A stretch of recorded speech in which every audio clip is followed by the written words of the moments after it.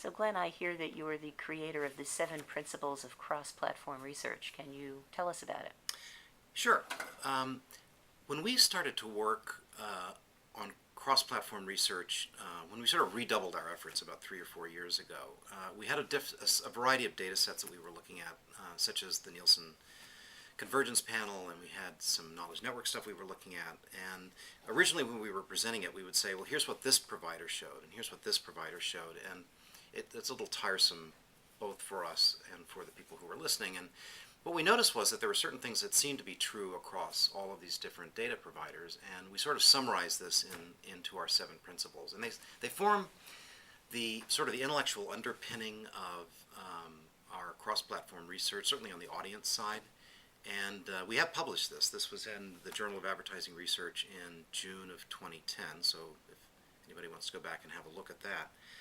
But basically, the 7 principles are that new media create new strata of users, so any new thing like the iPad will be adopted by not everybody, some of the people, and they will be in combination with some of the things that they already have and other things that they don't have. So we're not going to live in a world where everybody has the same thing. Frankly, that's what makes cross-platform research so tough.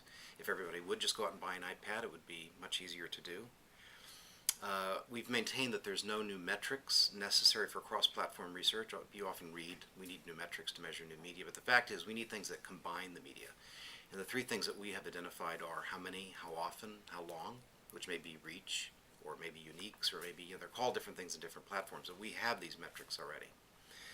The third one is that you have to be careful to separate users and usage. How the people that do a thing are different from the things that they do. And you have to look at both. If anything, we're a little more interested in usage, frankly, than we are in the users. And why is that? Well, you can get misled. For example, if you look at ESPN in any given month, about half the people that tune into ESPN are men and half are women.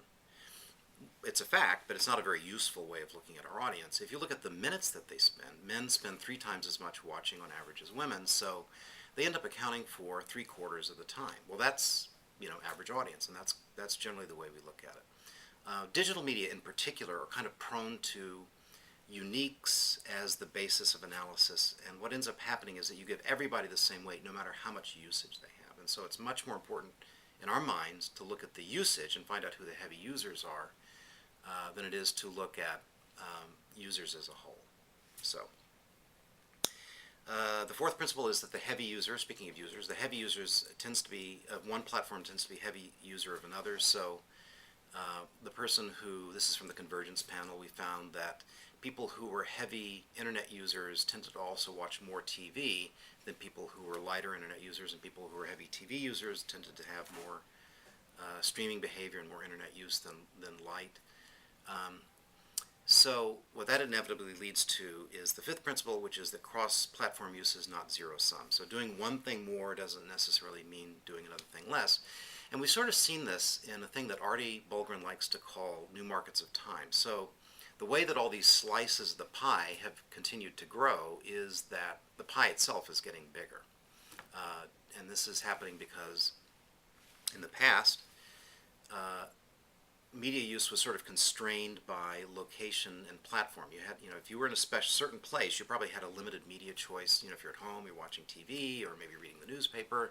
If you're in the car, you're listening to the radio. If you're at work, you probably had no media behavior at all because you had no access to media technology. But now, people can use media because of digital media from the minute they wake up until the minute they go to bed. And we did an observational study through Sequent Partners in Ball State, similar to the CRE VCM study, which showed just that. We found that male sports fans were using, an hour of media every hour, basically. So the 6th principle was simultaneous usage is a widespread behavior, but it is limited in time. So, for example, in the Convergence Panel, again, we looked at occasions where people were watching TV and using the internet, and we found that a lot of people did that.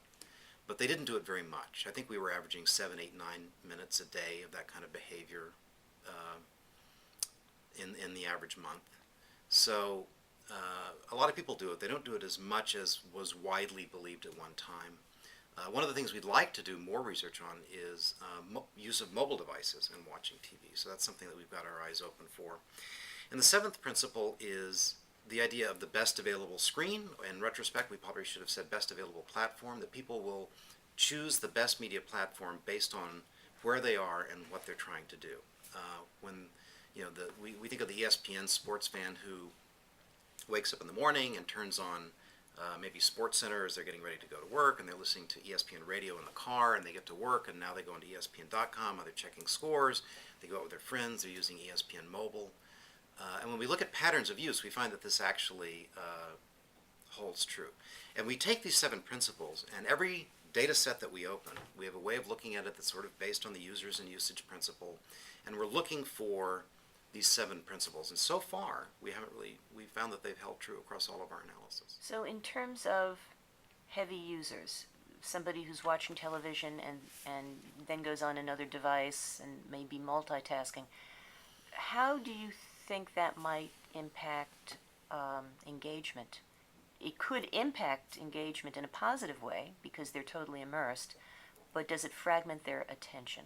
What have you found? Well, I think that, first of all, one of my favorite jokes is a guy came up to me on the street and said, "How about $1 for a sandwich?" And I said, first show me your sandwich. So first show me your engagement. I think people use the term engagement as if we all know what it means. And in fact, I find that nobody really knows what it means. It means whatever the person who's using it thinks it needs to mean to serve their purposes. Certainly we have in the Austin lab that we have, the Disney Media and Advertising Lab, the ability to look at things like this, but it's difficult to do because you're assessing very subtle behavior. I also think that the idea of multitasking is probably greatly overstated. I think a lot of people engage in what I call N=1 research. So it's me, here's what I do. Oh, my nephew does this. Oh, my friend's son always does this. And it's not really looking at the average American, what the average American does. The fact is that television is such an enormous behavior that if you stacked up all the other behaviors, they would not equal television. So we can't be multitasking to that great of an extent relative to, just to give an example, television use. And the other thing is that because of the best available screen, people aren't picking multiple screens all at the same time. They're picking a screen that works for them in the occasion that they're using the screen. So I think probably there is less of this going on than people like to think.